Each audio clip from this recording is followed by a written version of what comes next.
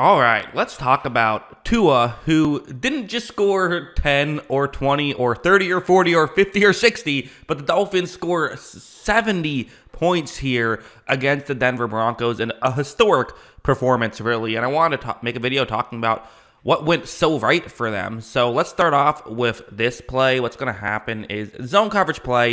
You're going to have Tyreek Hill running over the middle. Okay, makes sense. We've seen this all the time, right? Tua's going to take the snap here. And one thing that I think really works so well is just how quick this team is. I mean, we all know they're quick, right? We all know about how fast they are and stuff like that. But kind of what I mean even more than that is just how quick they get through these plays. Because in zone coverage, a lot of what you do if you're a defense is you kind of adjust and you clog up those lanes. Once you realize what the concept is that your opponent is doing, you know how you can defend it. But I mean, you see how quickly into this play we are, and Tua already has the ball. He's already thrown the football. We're just past the 2-second mark, so there's really not time for pressure. You know, usually the earliest pressure comes like 2.2 seconds, so you're not going to get pressure. You're not going to be able to adjust to this play, and now Tyreek Hill is in open space, and again, the ball is out of Tua's hands. He's not just into throwing motion now. He's thrown the football. Because of that, you're able to get just an easy explosive play. I mean, that was 2nd and 16, and they easily just picked up the first down like it was nothing right there. And this is just what the Miami Dolphins are able to do, and they're able to do it against everybody, but they were really able to do it in this game. They had some clever concepts as well, this one early on, which, you know, it's not something you've never seen before, but it's just smart football, where right off the bat, you might be saying, wait, isn't this basically the exact same play as last time? Well, there actually are little differences in what the defense is doing, but for, you know, all intents and purposes, we can just call it the same play because it's basically the same idea. Have a receiver run over the middle. Okay, well, let's see how Denver tries to play this. Watch as you're going to see Tua runs the play action, looks over, and you see how those Denver players move in to try and cover up that route over the middle. Again, like I said, get enough time, you can realize how you defend these things. The issue, this is not what Miami is trying to do here. Tyreek Hill, right over there, he's going to then try to go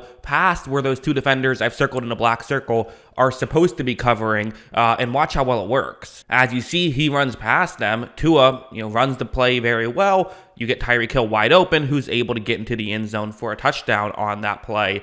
Really good stuff from Miami, and it's just, again, it's the speed of getting these plays going is so impressive, and it's how they're able to get guys wide open consistently. I got to break down this play. This is a fun play. Not only it wasn't easy for Miami, which it absolutely was, but they were able to, have a little razzle-dazzle here as well. This one, what's going to happen is Tua is going to run a play action, and then it looks like he's going to then flip it back to Tyreek Hill for an end around towards the top of the screen. Okay, simple enough. Watch that Denver edge rusher. Watch what he's going to do.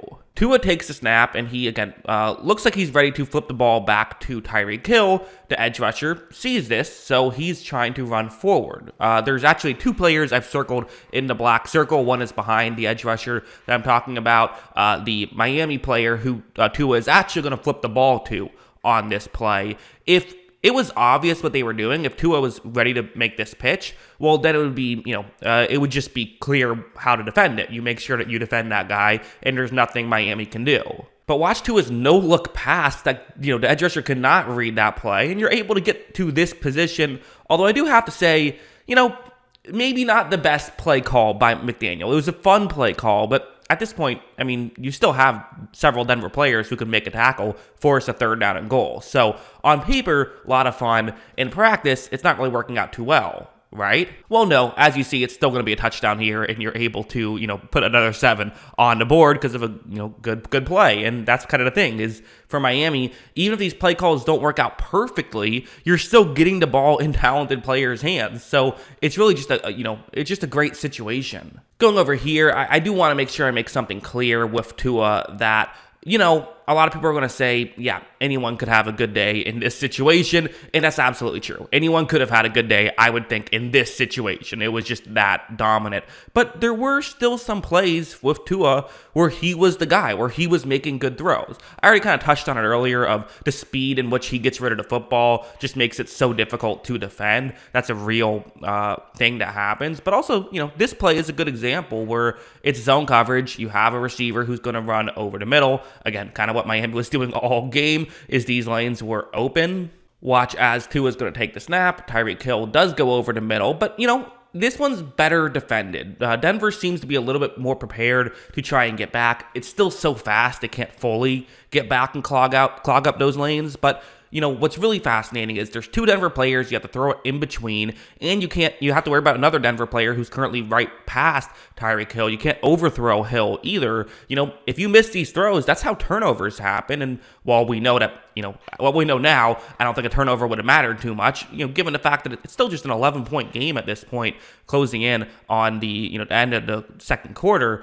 Definitely, this is an important play to hit. Tua's throw is a thing of beauty right there. So it's like, listen, were there opportunities, were there plays where guys were wide open? Of course. You'd have to be just delusional to say that that didn't happen. Did Tua also make the good throws when he needed a good throw? Yes. So it's like, you can't hold it against him that guys were open, because, he was hitting those and he was hitting it when guys weren't open as well. Does that inflate some of the numbers? Sure, but whatever. He's still playing good football. Heading over to this play, this is another example of just like, I don't know, kind of what we're talking about, but this is kind of the final, exclamation point on the sentence here of, zone coverage, once again, that the Broncos are in. And to some degree, I do have to say, it's like, Denver, at what point does this blame fall on you as well? Like, obviously, yes, Miami's offense is awesome. You let them score 70. You have to be, and they kind of scored 70 by pretty much just spamming the same play over and over again a lot of times. Again, that Tyreek Hill over the middle route. And Denver, in many ways, is doing what you should be doing. Playing two safeties deep, trying to make sure you keep everything in front of you, which is kind of what you have to do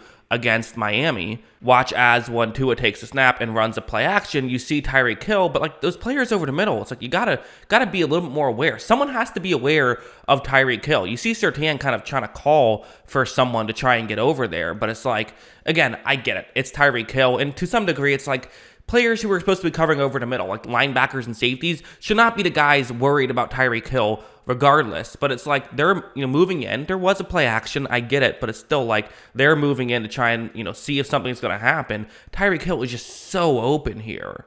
I mean, watch this. Tua makes the throw. Again, good timing by Tua, but that was just an easy throw. Hill got up and ran, but he was down at that point. But again, it's just an easy explosive. You get like a free 15 yards right there, essentially. And it's sort of like the fact that they didn't just at a certain point just start, paying all their attention towards Tyreek Hill. It's like, oh, well, maybe then, Jalen Waddle can beat him. Jalen Waddle wasn't playing in this game. Like, they did all this without debatably like a top 15 wide receiver in football. This is a disaster by Denver. Incredible job by Miami. They deserve all the credit, but also just a disaster. And, at the end of the day, you have to try to find a way to take away Tyreek Hill. Granted, Miami's backups were able to torch Denver. It was just what a mess by the Broncos, but incredible performance by Miami. That's what I think. What do you think? Let me know in the comments below.